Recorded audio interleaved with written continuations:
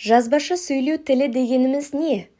Жазбаша сөйлеу тілі ойды, сезімді, ақпаратты жазу арқылы жеткізу түрі, яғни адам ойын қағаз бетіне немесе электронды түрде таңбалар арқылы түсіреді.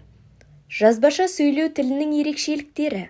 Бірінші, қағазға немесе экранға жазылады. Екінші, дыбысталып айтылмайды, оқылады. Үшінші, дұрыс жазу ережелері, орфография, тыныс белгілері сақталады. Төртінші, алдын ала ойланып, жоспарланып жазылады. Бесінші, жазылған мәтін қайта оқуға, түзетуге болады.